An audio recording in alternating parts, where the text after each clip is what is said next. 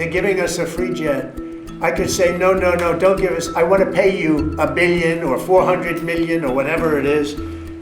Or I could say, thank you very much. When is a plane more than a plane? When the plane is a very lavish gift from the nation of Qatar. The thing is, the president already has a plane. Actually, two. Air Force One brought the president to Saudi Arabia.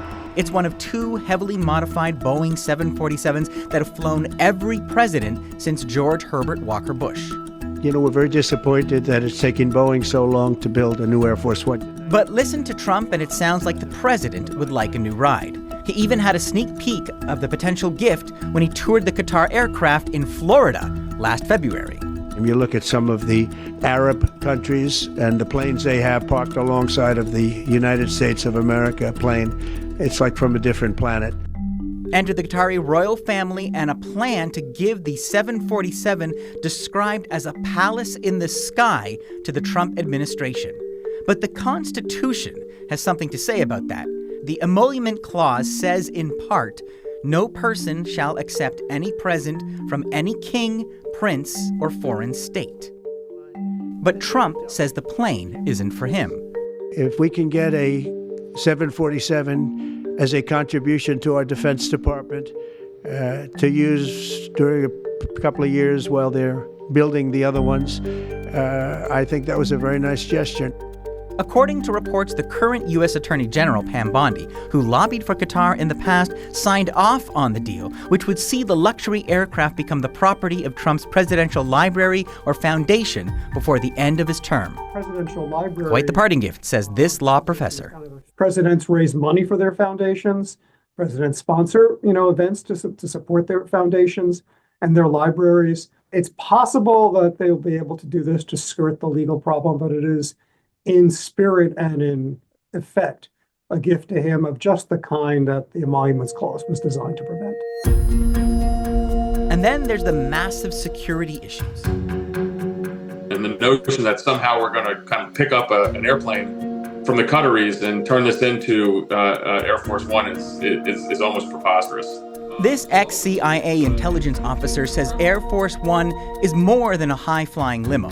It's a mobile command communication center, an aircraft designed to withstand electromagnetic attacks and thwart enemy aircraft. Not only would the opulent aircraft need to be retrofitted by the Pentagon, but then there's the security considerations.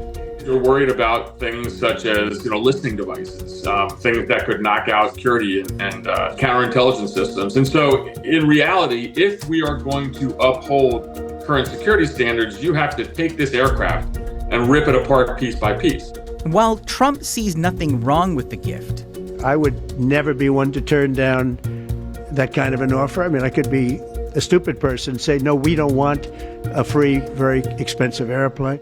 There's also the question of what the Qataris get in return. It either subtly or not so subtly has an influence. I mean, that's why people give gifts like this. Already the deal has led to pushback from far-right influencer Laura Loomer, who calls the deal a stain on the administration. This kind of skeezy stuff. And podcaster Ben Shapiro. Taking sacks of goodies from people who support Hamas, the Muslim Brotherhood, Al Jazeera, all the rest, that's not America first. Washington's relationship with the oil-rich nation of Qatar is complicated. There was a time when Trump himself called out Qatar, which has been linked to funding for Hamas. The nation of Qatar, unfortunately, has historically been a funder of terrorism.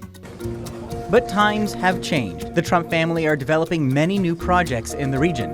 And so Trump, for his first official trip, bypassed traditional democratic destinations for Saudi Arabia, Qatar, and the United Arab Emirates.